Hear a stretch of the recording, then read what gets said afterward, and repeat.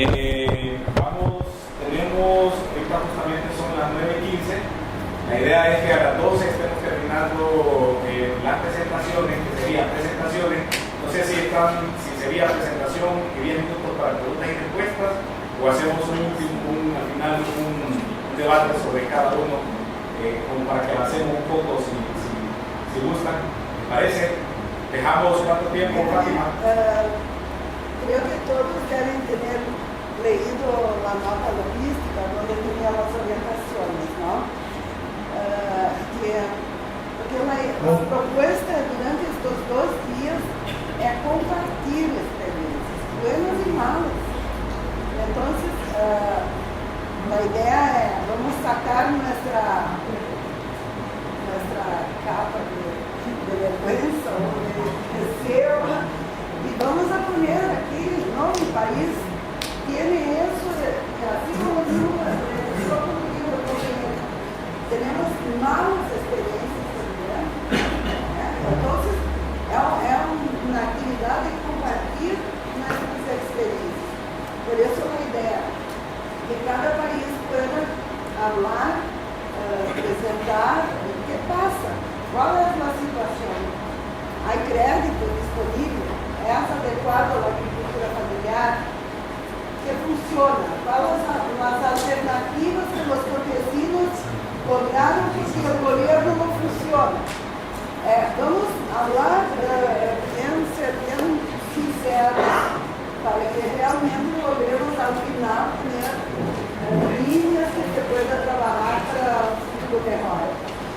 Entonces, creo que al final podemos hacer un debate. Cada país presenta, para ganarnos tiempo, cada país presenta lo máximo 10 minutos por persona, porque si no vamos a quedarnos hasta mañana aquí. Y al final hacemos una rueda de discusión de las presentaciones. Muy bien. Entonces, si ustedes miran cómo está en el programa, iniciaríamos Honduras como anfitriones de esta reunión, y posteriormente sería Guatemala, Panamá, El Salvador, Costa Rica y República Dominicana. En una hora deberíamos tener las presentaciones hechas para que aprovechemos un poco más la discusión y el diálogo y el intercambio, para que luego del almuerzo vayamos acá para conocer la experiencia de la mancomunidad del municipio del norte de Choluteca, y para el día de mañana pues tendríamos lo mismo, una jornada para retroalimentar todo el proceso, ¿verdad?, de aprendizaje, y en la tarde estaríamos yendo otra vez a otros municipios, a conocer algunas experiencias del centro. Vamos a tener un diálogo con la municipalidad de San Antonio de Flores, y vamos a conocer una empresa que es una mediana empresa, pero que también es socia aportante del centro financiero, ¿verdad?, pero dentro del marco de la agricultura familiar. Entonces, si gusta, vamos a iniciar nosotros, ¿verdad?, a partir de la experiencia, y antes de presentarles tenemos en 2 partes, una es un pequeño video y luego una pequeña presentación que la vamos a tratar de hacer rápida. Quiero contarles que este tema del crédito rural es una situación que desde la Oficina de la Representación de la FAO en Honduras se ha venido trabajando desde hace mucho tiempo, y en los últimos 20 años en Honduras se está trabajando mucho con el tema de caja rural, con aciertos y desaciertos, pero no hemos logrado resolver el tema del crédito rural. A partir de eso, entonces, hicimos una revisión justamente con la Secretaría de Desarrollo Económico y la SAC para identificar justamente esos elementos y esos factores que no estaban permitiendo, que no permiten hasta la fecha que los agricultores familiares y en general la población rural pueda acceder a los sistemas formales de crédito, sean públicos o privados.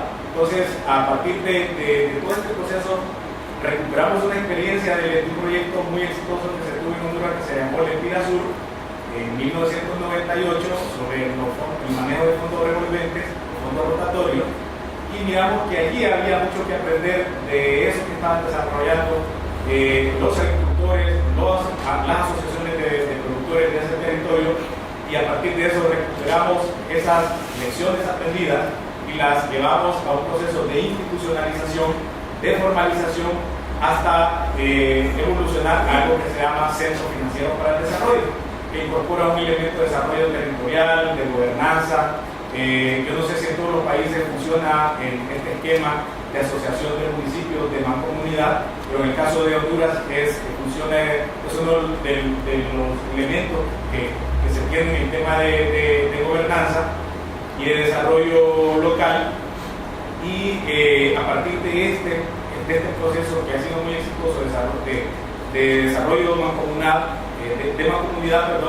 impulsamos una visión de territorio y una visión de desarrollo de esos municipios. Entonces hay una serie de factores que se conjugan justamente para este proceso, pero la esencia del modelo es que justamente parte de la capacidad de los actores de generar consensos, de desarrollar una visión de largo plazo de desarrollo, de llegar a acuerdos a nivel del territorio primero, y de la proactividad de los productores.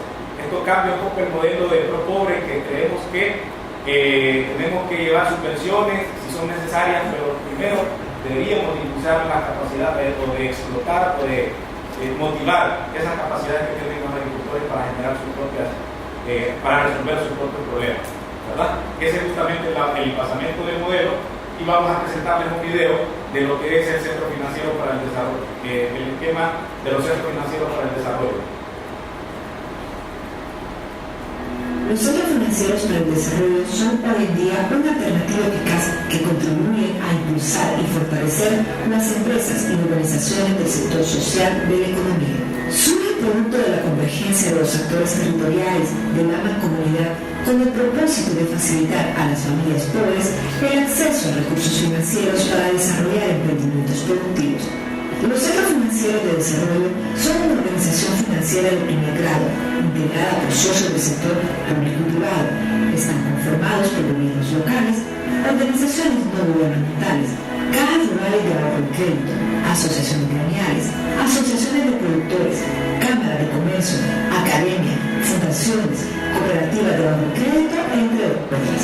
A partir de 2014, la FAO y la Secretaría de Desarrollo Económico, en coordinación con las mancomunidades de los municipios del norte de Choluteca, Manorcho, y la mancomunidad del municipio del sureste de Iquila, Mancosol, implementaron 2 programas pilotos para la organización y funcionamiento de los centros financieros para el desarrollo.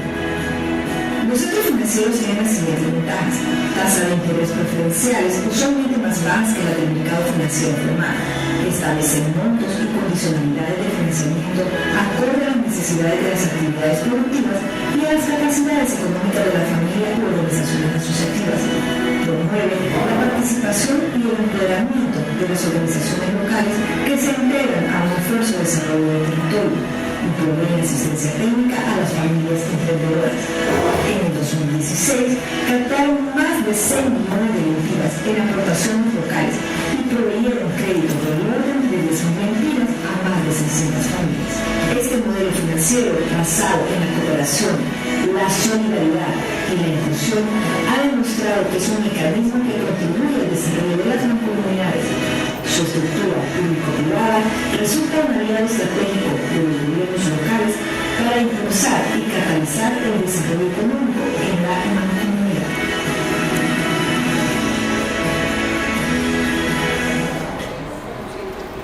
Bueno, eso es en esencia lo que es el centro financiero, y todas las imágenes son de los municipios y de las mancomunidades de Manorcho Sol, que de las organizaciones que conforman el centro financiero.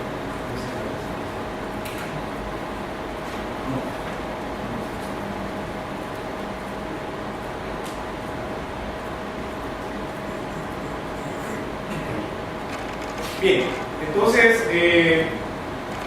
¿cuánto tiempo llevo? Me sacan la tarjeta amarilla para ver que llegamos.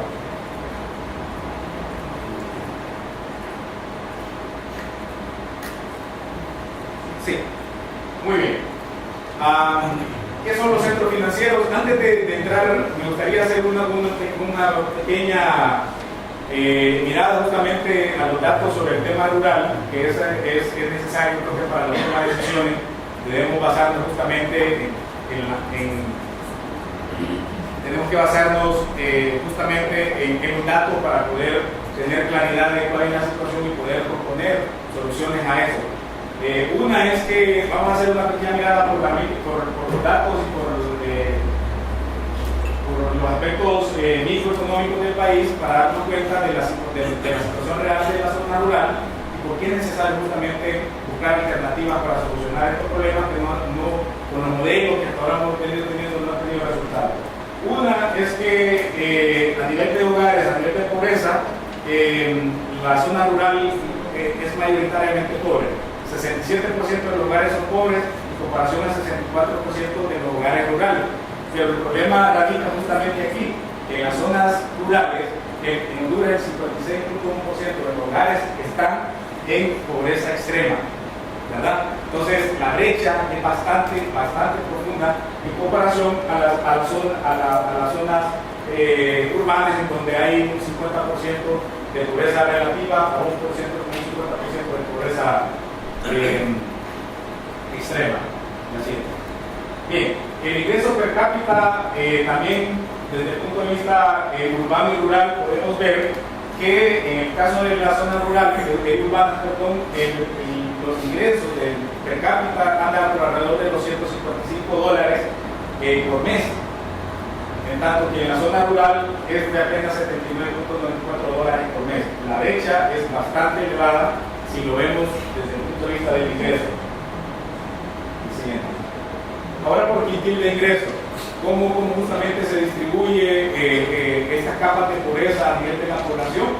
Y aquí, este es un dato nacional, pero podemos ver que el 20% de los ingresos del hogar apenas reciben $19.82, el 20%, y que el siguiente 20% recibe $46.30 y el siguiente 20% $79.20. Es decir, que más del 60% de los hogares reciben menos de $79.60 por mes.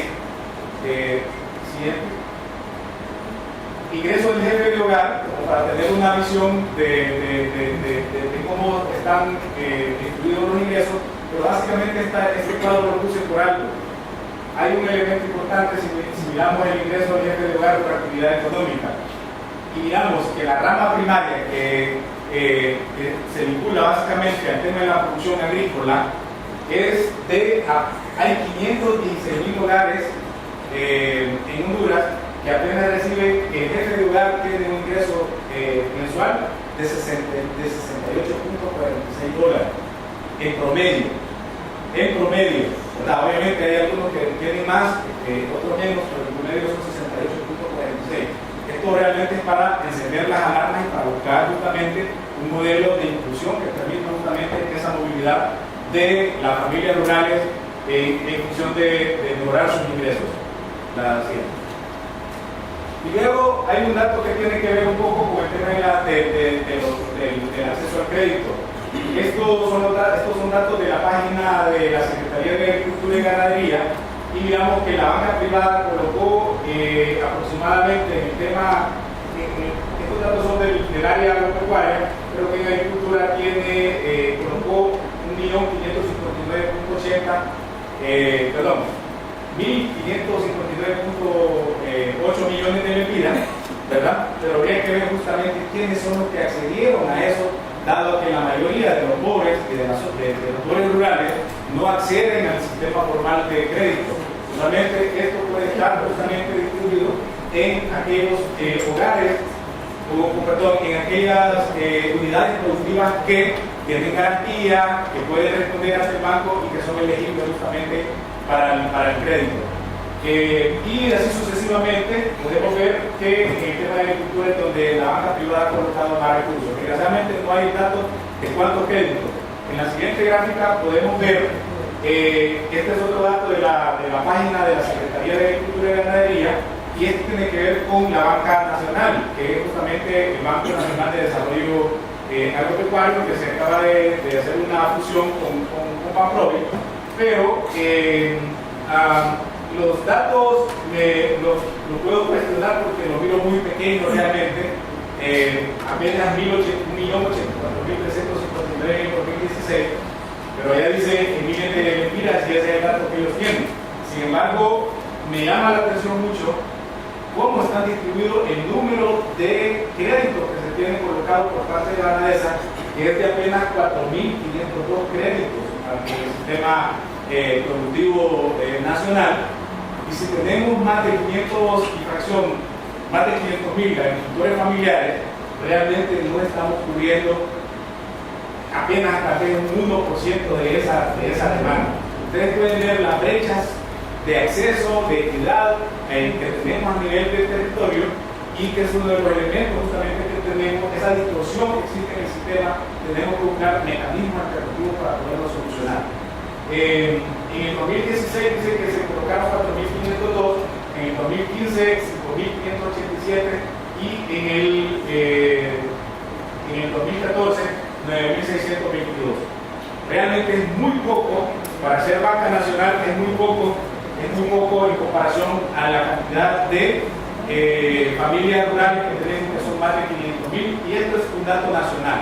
Habría que ver cuántos son realmente de ciudades medianas. Entonces, ahí miramos que realmente hay un problema serio con respecto al acceso a los recursos de capital. Entonces, para resumir un poco sobre el tema del problema rural, podemos ver que hay baja cobertura, ¿verdad? No hay ventanillas. Ustedes vamos a los municipios que son más del 80%, podríamos decir rurales, vamos a encontrar que no existen ventanillas ni de cooperativas ni de bancos. Altos costos de transacción, eso es un gran problema porque hay un recargo por cada crédito que se hace al productor, porque al final para una pequeña cuantía que va a sacar un productor no es rentable. Luego bajos techos de crédito, si bien una vez que no hay productos financieros, y cuando los hay son bien pequeños los techos de crédito que se le da al agricultor familiar, de manera que no le permite satisfacer esas necesidades, esas demandas que tiene para entrar a un proceso de agricultura más competitiva, y mucho más ahora con el tema del fenómeno del cambio climático, que requiere más inversión para poder adaptarse a la situación. Las ausencias de garantías, hay serios problemas a nivel de las zonas rurales, porque la gente, aunque tiene tierra, no tiene saneado todo el sistema legal para poder colocarlo como garantía ante el banco. Altas tasas de interés, los créditos a nivel de cooperativas y bancos andan arriba del 18% y hasta el 36% en el sistema nacional. Entonces, ese es un crédito demasiado alto que no le permite justamente a un agricultor poder competir, porque prácticamente va a trabajar para poder pagar el préstamo y para pagar el crédito. Y una limitada oferta de productos financieros para la agricultura familiar. Casi no hay ofertas o productos financieros en el banco, en la cooperativa, para los agricultores familiares. Y en términos generales, los productores de agricultura familiar no son bancables. Es decir, que el sistema automáticamente lo rechaza porque no tiene todos esos elementos, son de alto riesgo, y el sistema se protege y simplemente dice: no le podemos dar el crédito a esta familia por la situación en que está. Siguiente. Entonces, a partir de todo este tema, a partir de todo este análisis que se hizo, hicimos un aprendizaje de las cosas buenas y de las cosas malas que habíamos tratado, y a hacer una autocrítica justamente del tema, porque FAO ha venido apoyando fuertemente el tema de las cajas rurales.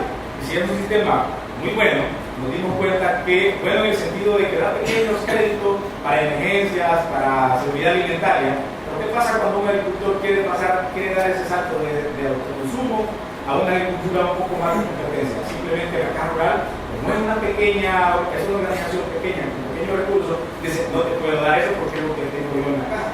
No me pidas 50.000 porque es lo que yo tengo, te puedo dar 3.000, ¿verdad?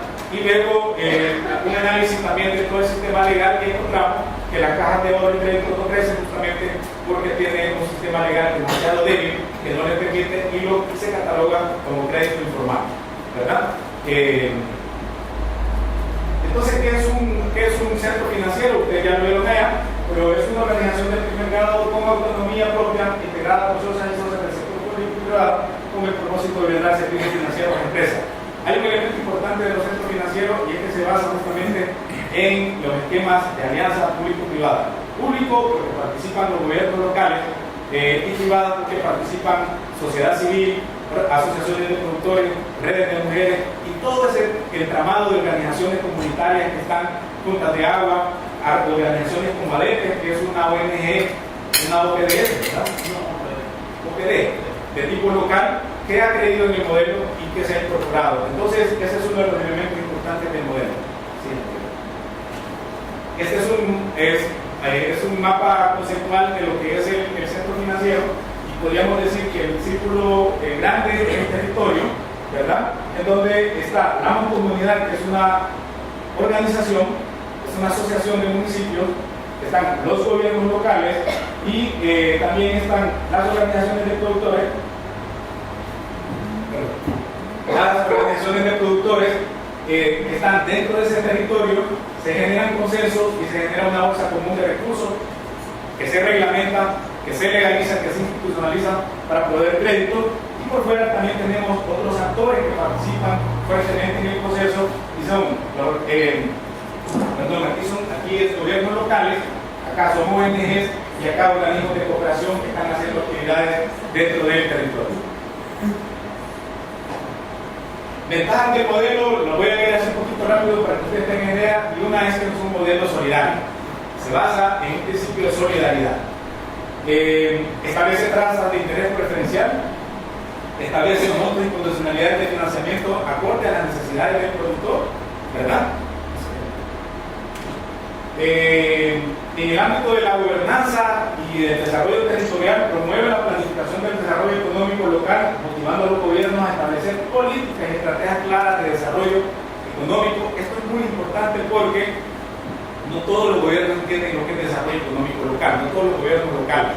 Cuando nosotros llegamos, nos preguntamos, el alcalde dice, mire, ya dije que quiero entrar en eso, pero no entiendo qué es. Entonces, a partir de este proceso, se ha permitido generar mayor la generación de diálogos locales para impulsar una estrategia de largo plazo, una visión de largo plazo del desarrollo.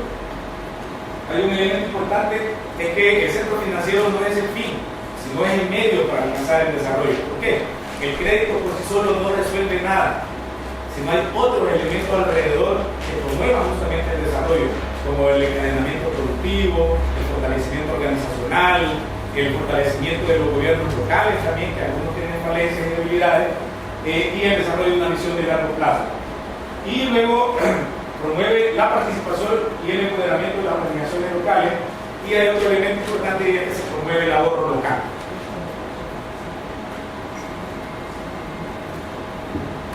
Promueve la asociatividad y las sinergias, se homologan estrategias de sostenibilidad entre las organizaciones, y las acciones se implementan en un marco normativo claro a partir del consenso de todos los actores. Se reduce el paternalismo institucional, que este es uno de los elementos importantes que han pedido los alcaldes.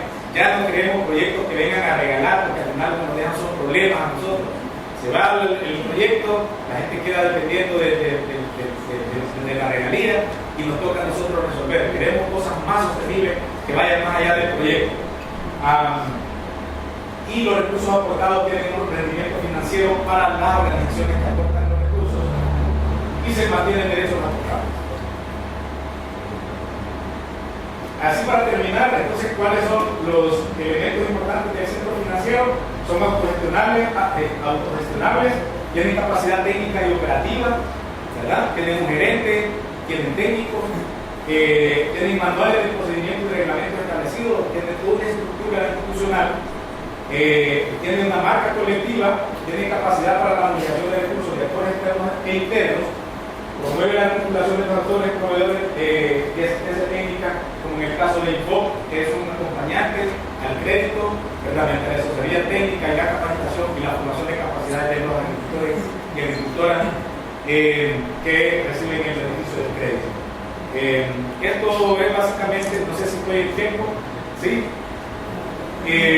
Esos son los elementos. Tengo un par de diapositivas, pero ustedes justamente van a conocer mi experiencia y no me gustaría hablar más del tiempo que se necesario para que haya más espacio para los demás.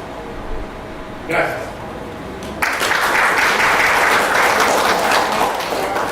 Ahora tenemos dos compañeros del espacio de diálogo de Honduras, que es Alcides y perdón su nombre. Y entonces me gustaría escucharlos en la visión de ustedes. ¿Qué pasa en Honduras?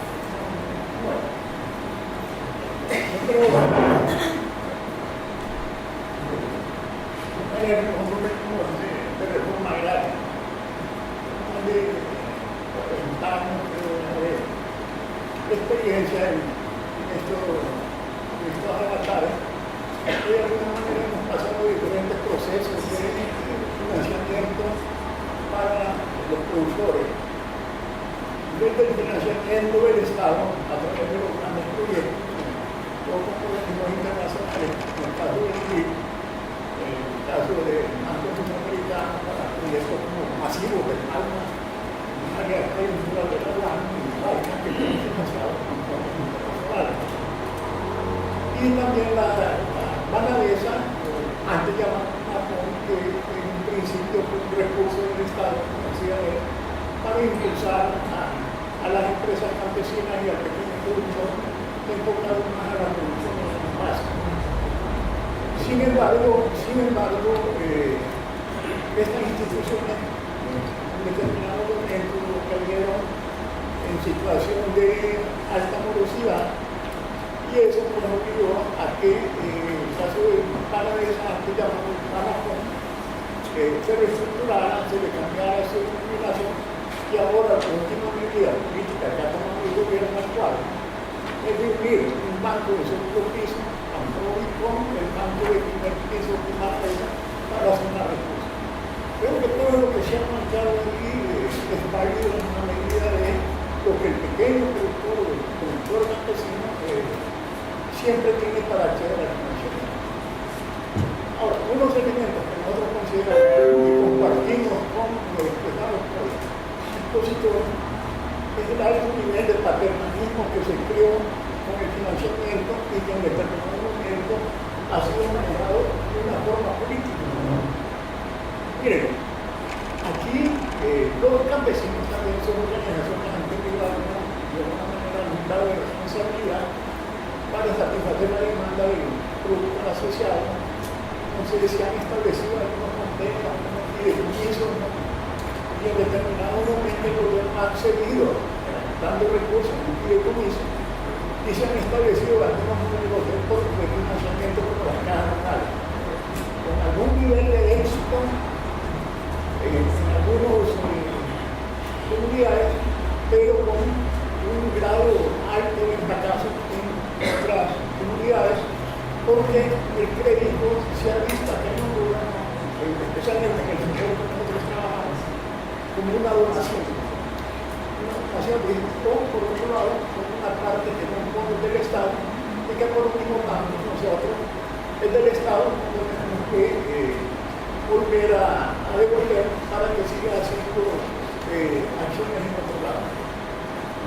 Creo que la otra situación que está pasando en los últimos años es el financiamiento. No sé cómo lo están manejando allí, pero es muy interesante. En el caso del financiamiento hacia los productores, les puede ir acompañada con asistencia técnica y eso es un elemento que vimos casi a perjudicar al pequeño productor.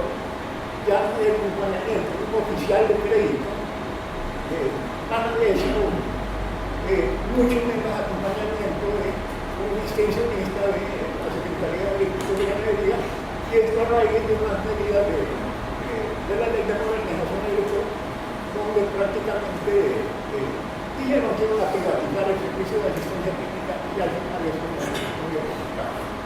Por otro lado, hemos encontrado modelos de financiamiento a través de los proyectos GRIN, desarrollo urbano integrado. Pero al final no sabemos, como productores no sabemos en qué manera si estos fueron tan funcionales que permitieron a la postre levantar el nivel de las organizaciones campesinos.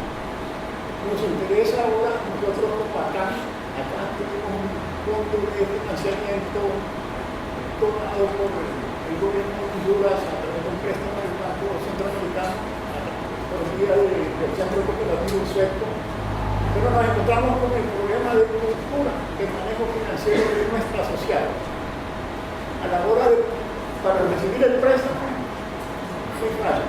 A la hora de cancelarlo, es lo complicado.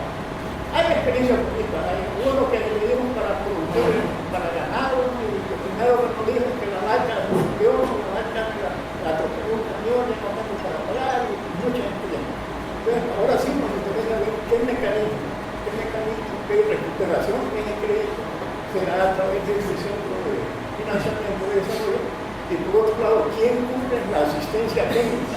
Si es donada, hay un costo que de repente no se puede para ver realmente los chicos del programa. Pero sí es muy llamativo para, especialmente para algunos productores de zonas de ladera, pero ya para productores que tienen otra visión de consumo, de demanda de servicios, había que analizarlo con más profundidad. Le agarran un poco en curva, porque no estábamos preparados para... Gracias.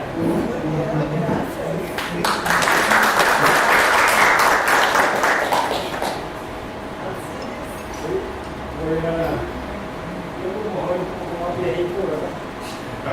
Voy a hablar de tiempos más atrás. La primera experiencia que conocimos con la agricultura, yo noté algo ahí en los datos de para horticultura no aparece ni un centavo ahí de crédito.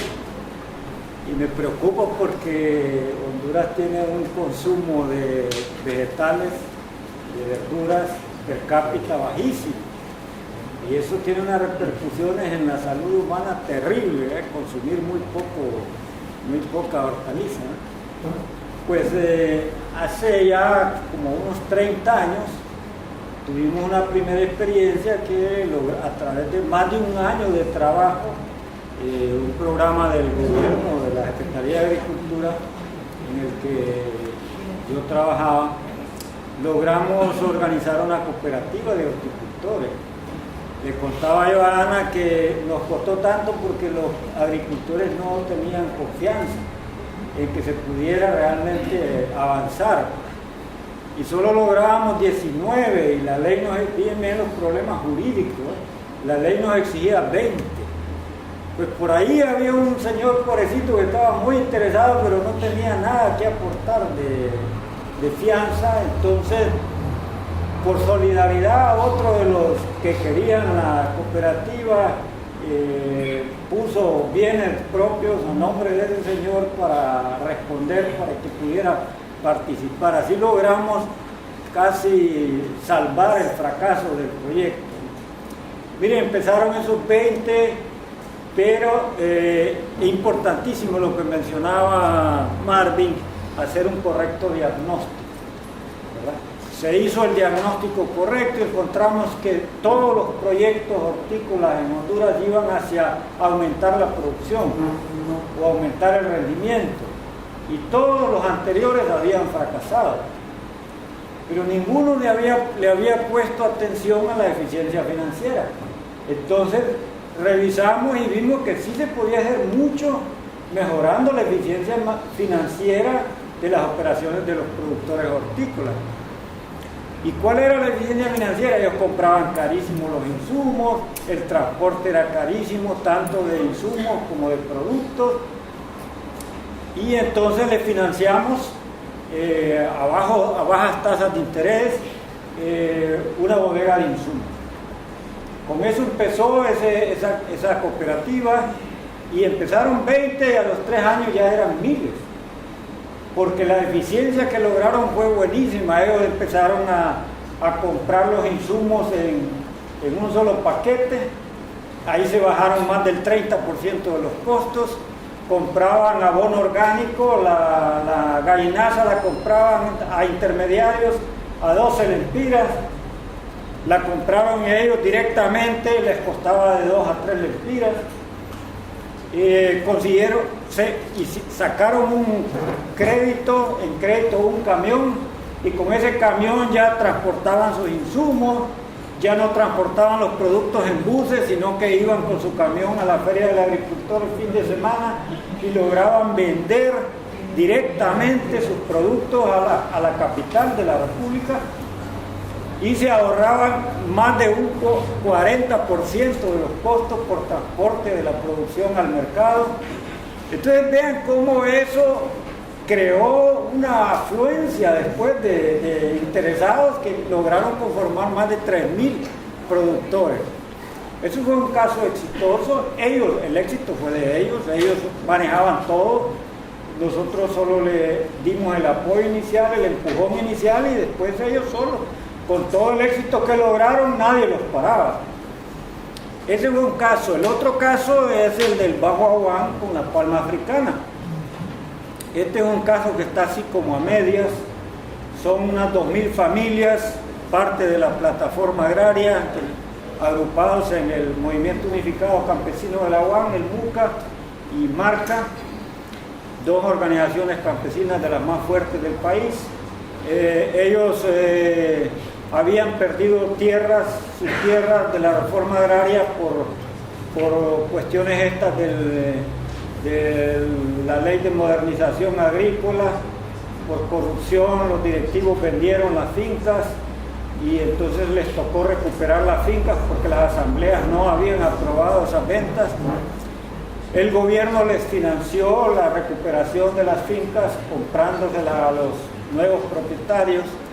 Fue un préstamo de unos 800 millones de lempiras con una baja tasa de interés del 6%, y como ya estaban sembradas de palma africana, pues les ha tocado seguir con la palma africana estas 2.000 familias, pero el promedio por familia viene siendo como de 2 hectáreas. Y el estándar internacional en América Latina es que se ocupan por lo menos 8 hectáreas para que haya sostenibilidad económica de estas familias.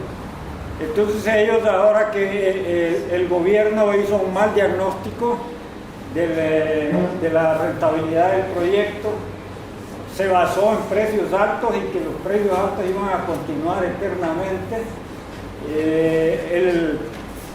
La competencia con el petróleo le hizo bajar el precio abajo del costo de producción en los últimos 2 años.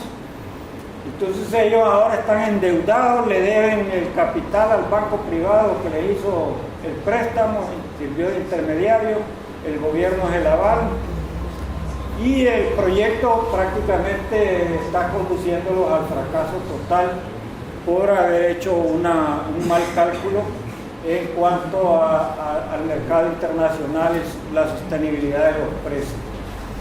El último caso es una cooperativa también perteneciente a la plataforma agraria en el Valle de Quimistán, es un valle seco. La intermediación privada, el Estado la está usando mucho en Honduras, pero el Estado faltan políticas públicas. Hay que definir más claramente las políticas públicas, porque la intermediación privada lo que busca es su rentabilidad privada. Entonces a esta cooperativa la indujeron a sembrar palma africana en un valle seco, lo cual es absurdo, ¿no? Y entonces ellos ahora ya tienen sembrada la palma ahí, van a tener que regar la palma, o sea, con muchos altos costos. Probablemente es una cooperativa condenada al fracaso. Entonces la intermediación privada no puede utilizarla el Estado dejándola ir así libremente, ¿verdad? De los datos de Marvin ahí del año pasado, 1.700 millones de lempiras en crédito a la agricultura.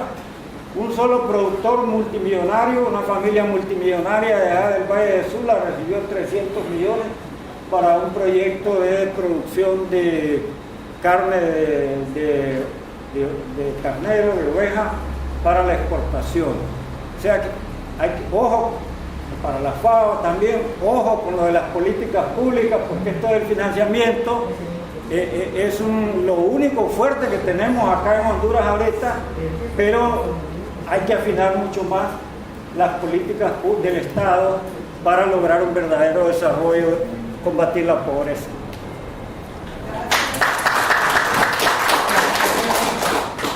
Bien, pasamos entonces a Guatemala, pero compañeros, vamos a controlar el tiempo, porque nuestro trabajo, actividades de terreno, hablando directamente con las personas, es importante. Entonces, controlamos el tiempo.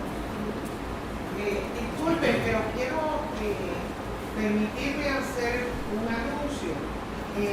Nos acompaña el alcalde de la zona San Antonio. De San Antonio. de San Antonio de Flores. Tuve la oportunidad de visitar la experiencia junto con ellos, que es algo que van a ver, es maravilloso. Y nuestro colega Dagoberto Reyes de la Secretaría de Desarrollo Económico, con quien trabajamos directamente estas iniciativas.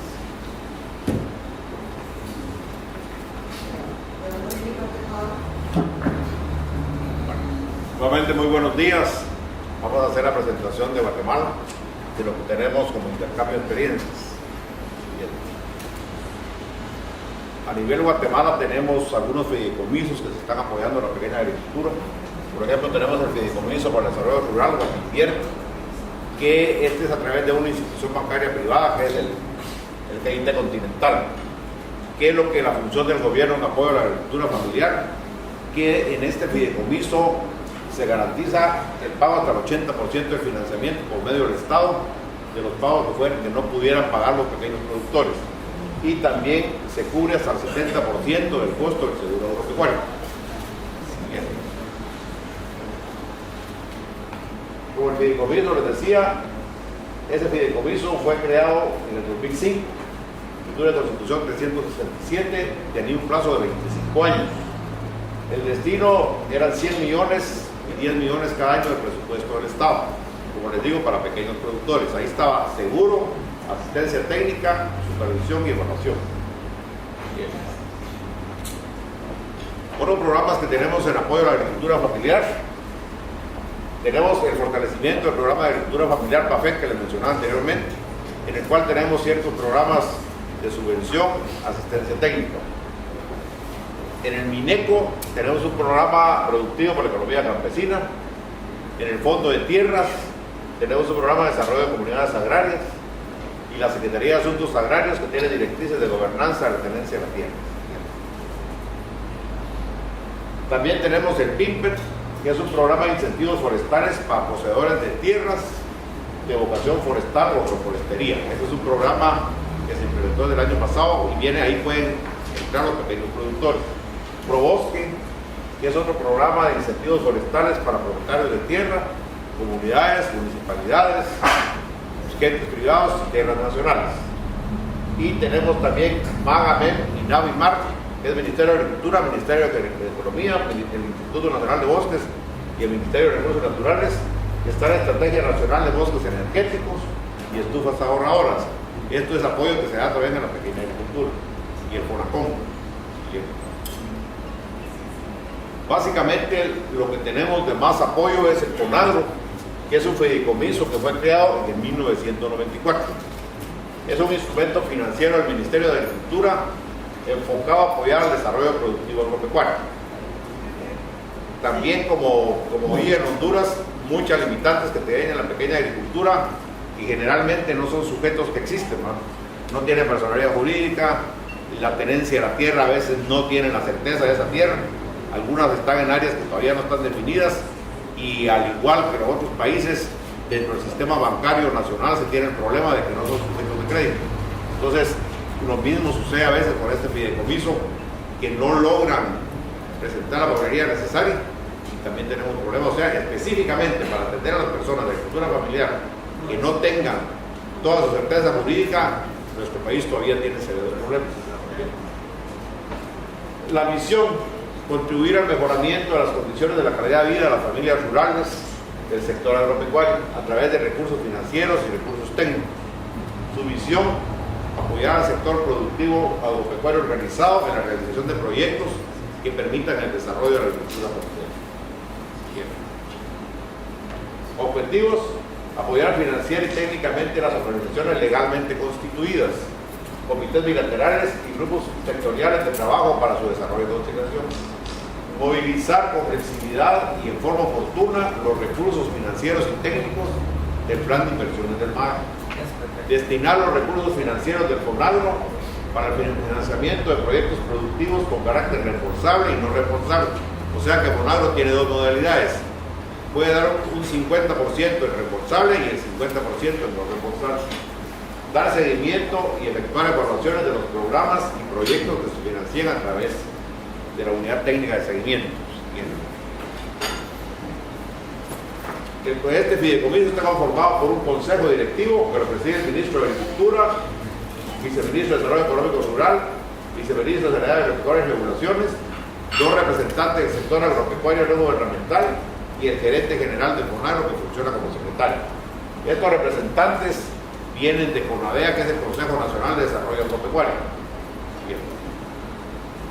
Su estructura, como vemos, el Consejo Directivo, que son los que aquí se definen y se evalúan los proyectos que ingresan para ver si son viables o no son viables. El FONAGRO tiene cobertura a nivel nacional. ¿Quiénes pueden participar? Organizaciones legalmente constituidas. En la ley del presupuesto de Guatemala eso nos ha variado, porque a pesar de que en su estructura de constitución dice organizaciones legalmente constituidas, por ejemplo, en el año pasado, en la ley de presupuesto no se permitía dar financiamiento a las organizaciones, sino que únicamente a cooperativas. Y eso limitó bastante el apoyo que se estaba dando a la agricultura familiar, porque la organización de cooperativas en nuestro país pues es un proceso más lento y muchos grupos que estaban encaminados para solicitar créditos no pudieron acceder por la limitación que había en la ley de presupuesto. En la actual ley del 2017 se quitó este impedimento y nuevamente puede dar FONAGRO a asociaciones legalmente constituidas, grupos individuales y cooperativas. O sea que en su constitución, como dice, asociaciones civiles, asociaciones comunitarias, cooperativas, empresas campesinas asociativas. Estas empresas vienen del remanente de cuando existió un proceso de reforma agraria, federaciones y confederaciones y fundaciones de desarrollo. Los destinos que se pueden utilizar: está para la ganadería, está para centros de acopio, para producción de apicultura, o sea que la modalidad de proyectos es diferente. Como vemos, está la parte agrícola, la parte pecuaria, la parte forestal y la parte de servicios.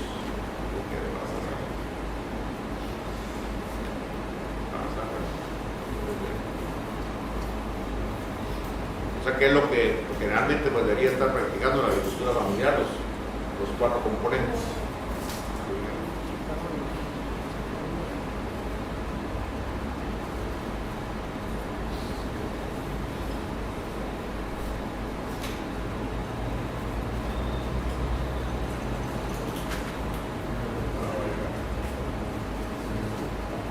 Lo que ya pues vemos los componentes que estamos apoyando.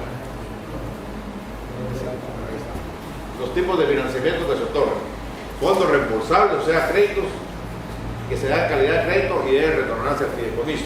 Fondos no reembolsables, también estos fondos son, digamos, generalmente para asistencia técnica y capacitación, y fondos mixtos que tienen una parte de fondos reembolsables y fondos no reembolsables. Eso es según criterio del consejo directivo y se da dependiendo la situación de la persona que está pidiendo, la persona jurídica que está pidiendo el crédito. Con FONAGRO, pues como vemos, se puede apoyar proyectos agrícolas, pecuarios, artesanales, agroindustria, hidrobiológicos, forestales no maderables, infraestructura productiva, maquinaria y equipo y grupos solidarios. Los grupos solidarios son los grupos que en nuestro país, digamos, se organizan, por ejemplo, mujeres artesanales, pequeña agroindustria, que sean grupos conformados. Muchas veces de estos grupos hay bastantes grupos conformados por mujeres. Son de mujeres artesanas, son de mujeres de telares, son de mujeres dedicadas a la apicultura, etcétera, etcétera. Por recursos no reembolsables se podrían financiar por financiamiento institucional ciertos grupos que necesitan apoyo para tener su estructura bien cimentada, asistencia técnica y capacitación, el seguro agrícola, estados de emergencia o calamidad pública, estudios de preinversión, seguridad alimentaria, proyectos de investigación y becas agropecuarias también puede financiar este fideicomiso. Siguiente. Lo que no puede financiar el fideicomiso es la adquisición de tierras y la compra de inmuebles, porque precisamente en Guatemala está el Fondo de Tierras, que era el ente que apoyaba la adquisición de tierras y proyectos de transformación agraria. El problema es que actualmente no tenemos recursos para corresponder tierras. Compra de vehículos tampoco se puede financiar, ni pago de servicios públicos, pago de rentas de bienes inmuebles, transporte de personas, pago de deudas, compra de valores, digamos acciones bancarias, otro tipo de inversiones, no financia el fideicomiso. Siguiente. Se puede financiar construcción de carreteras, pero carreteras que sean específicamente para un proyecto, por ejemplo un centro de acopio, la carretera rural se pudiera financiar. O sea, ¿qué no podemos financiar? La construcción de carreteras, movimientos y prácticas religiosas, organizaciones políticas, contratación de técnicos y profesionales extranjeros, campañas de publicidad, organización y montaje de eventos, prestaciones laborales y otros criterios. En el tema de construcción de carreteras, sí financian, digamos, un camino de acceso que sea específico para ese proyecto. ¿Entienden? El Plan Nacional Agropecuario, sus ejes básicos, que está financiando también. Tenemos seguridad alimentaria, que es parte importante de los ejes base dentro de la agricultura familiar, frente que sí se puede apoyar. El extensionismo agrícola, que es una parte también importante. Conagro está amarrado con el Sistema Nacional de Extensión Rural para que a través de los extensionistas se identifiquen los grupos en los diferentes territorios que pueden ser sujetos a crédito vía Conagro.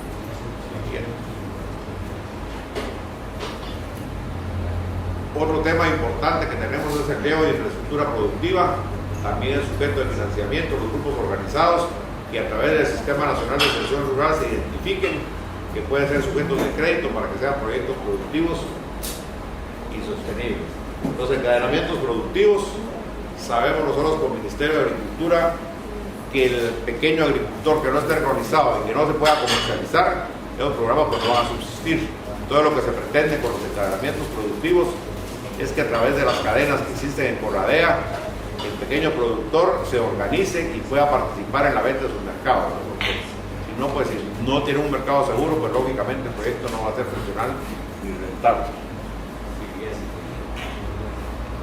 Ejes de acción, como vemos, seguridad alimentaria, riego y encadenamientos productivos.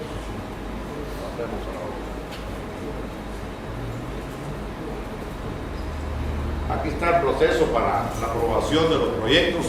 Como les decimos, inician generalmente a través del Sistema Nacional de Extensión Rural, que los técnicos que tenemos en los 340 municipios del país identifican qué grupos pueden pertenecer y qué grupos pueden hacer la solicitud. Se llena la solicitud y se viene la organización, pues ya lo presenta la gerencia del fideicomiso, pasa a una unidad de asesoría legal. La gerencia lo sube al consejo directivo, el consejo directivo determina qué tipo de proyecto es, si reembolsable o no reembolsable, y ya el ministro, su representante legal, autorizan el proyecto, pasa al despacho nuevamente y se hace el fideicomiso, como está en Banco Rural, que es el Banco Nacional Rural. Ahí es donde ya se realizan los desembolsos, siempre y cuando, por lógico, pues que hayan cumplido todos los requisitos, y uno de los requisitos importantes es, en el caso de asociaciones con su personalidad jurídica, que estén actualizados.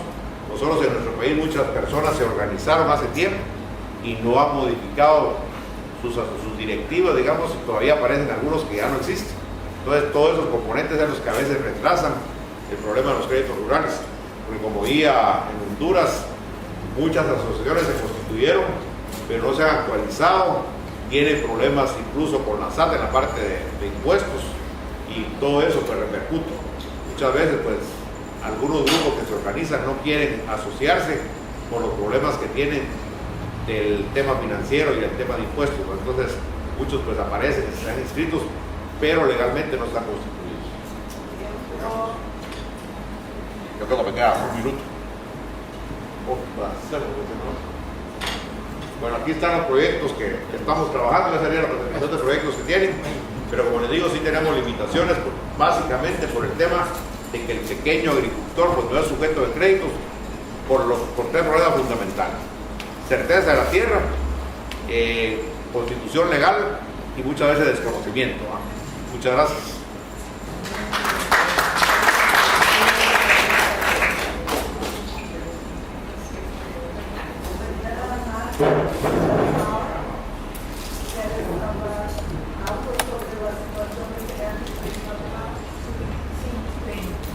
Nosotros en Guatemala, pues el tema de financiero, por